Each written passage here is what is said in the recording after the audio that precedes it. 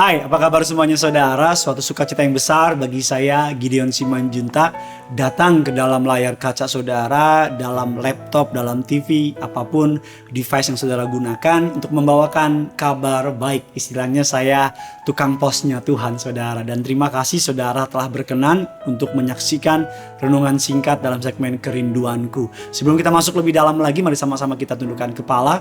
Kita mau bersatu di dalam doa.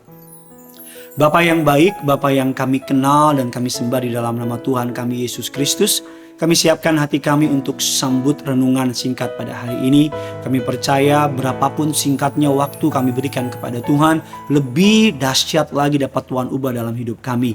Oleh karena itu kami mau berikan hidup kami, keberadaan kami ke dalam tangan Tuhan. Karena kami percaya apa yang kami serahkan kepada Tuhan akan Tuhan berkati. Apa yang tidak kami serahkan kepada Tuhan justru akan mengalami kegagalan. Pakai hamba-Mu untuk boleh menjadi seorang berkat. Lidah bibir perkataannya diurapi dari surga. Di dalam nama Bapa, Putra, Roh Kudus. Di dalam nama Tuhan Yesus. Setiap kita yang siap diberkati, sama-sama kita katakan amin. Haleluya. Kita akan membahas sebuah tema dengan judul Tanpa Memandang Muka. Ayat pembuka pada hari ini adalah Yakobus 2 ayat yang ke-9. Mari sama-sama kita baca. Saya percaya firman Tuhan ini pasti akan memberkati saudara. Tetapi jikalau kamu memandang muka, kamu berbuat dosa, dan oleh hukum itu menjadi nyata bahwa kamu melakukan pelanggaran. Rasul Yakobus menuliskan surat kepada para jemaat untuk tidak boleh melayani orang lain dengan melihat rupa, dengan melihat muka. Karena ada banyak orang melihat orang lain berdasarkan rupanya, berdasarkan mukanya. Sebagai salah seorang pendeta muda, seringkali kalau saya jalan keluar saudara pakai celana jeans, pakai kaos biasa, banyak ketemu orang dan mereka selalu bilang, ih nggak nyangka ya dia pendeta, ih nggak duga loh kayaknya kayak anak kuliahan, kayaknya kayak anak kampus dan sebagainya.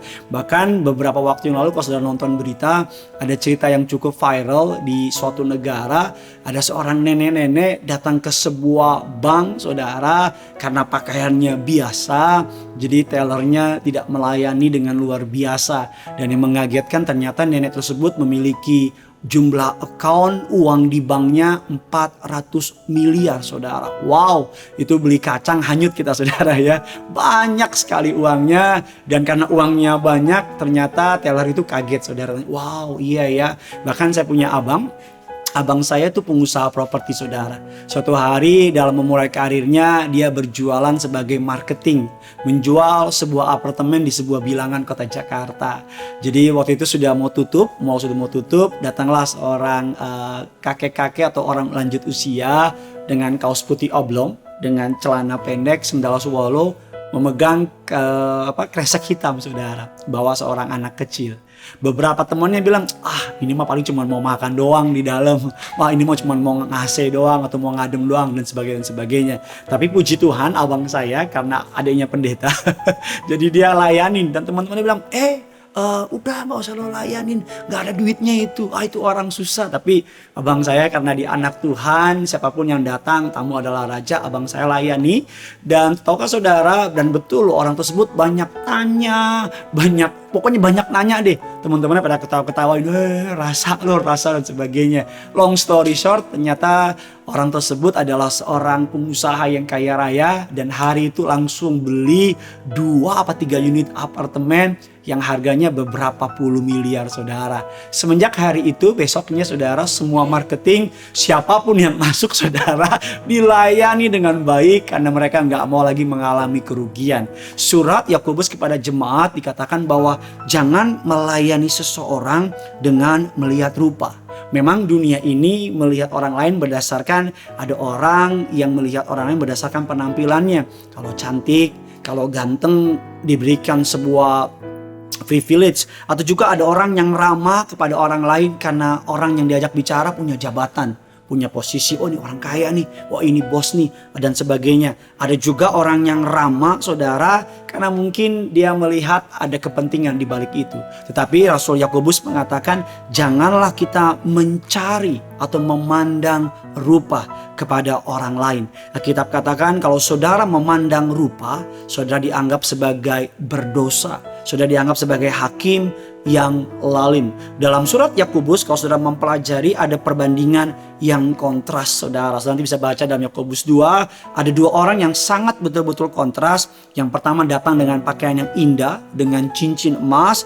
Dan yang kedua datang sebagai orang yang miskin.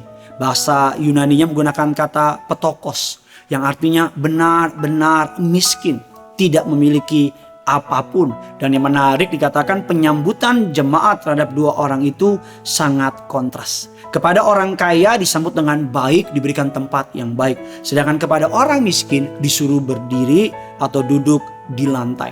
Perlu diingat bahwa pada masa itu bahwa hampir semua pengikut Kristus adalah bukan orang kaya, saudara. Mayoritas karena mereka memeluk agama Kristen karena orang-orang yang terbuang pada awalnya. Tanpa kita sadari, dalam mengikuti Yesus seringkali kita memandang rupa.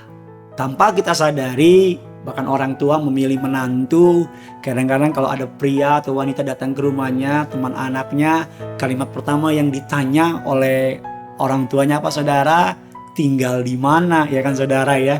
Kalau dijawab Pondok Indah, wih, langsung orang tuanya bangga kan saudara. Tapi kalau dijawab Pondok Rangon, ya kan saudara, langsung drop. Kedua pertanyaan yang sering ditanya oleh orang tua apa, saudara?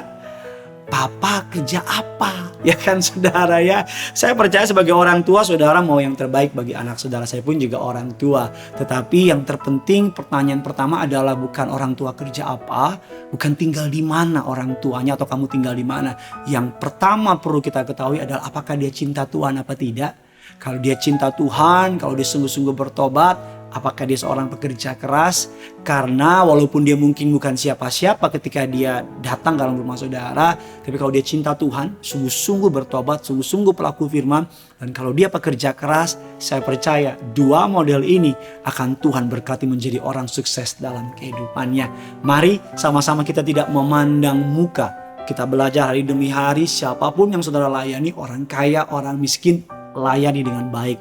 Siapapun yang saudara layani, punya jabatan atau tidak punya jabatan, layani dengan baik. Karena kita dipanggil bukan untuk memilih-milih. Yesus, Alkitab katakan, dia melayani tidak memilih-milih. Bahkan seringkali orang kaya sekalipun kalau tidak bertobat, Yesus tidak mau melayani. Tetapi seringkali orang yang tidak punya apa-apa tapi mau bertobat cari Yesus, Yesus layani. Miliki hati seperti Kristus. Karena saudara dan saya adalah pengikut Yesus. Kristen disebut dengan pengikut Kristus. Oleh karena itu saya percaya mulai hari ini kita tidak memandang rupa, kita tidak memandang muka. Siapapun yang Tuhan kirim untuk kita layani, akan kita layani. Siapapun yang bertemu dengan saudara dan saya, kalau Tuhan perintahkan untuk menjadi berkat, jadilah berkat. Saya tutup dengan sebuah ayat yang memberkati saya. 2 Korintus 5 ayatnya yang ke-16 mengatakan demikian. Sebab itu kami tidak lagi menilai seorang juga pun menurut ukuran manusia. Dan jika kami pernah menilai Kristus menurut ukuran manusia, sekarang kami tidak menilainya demikian.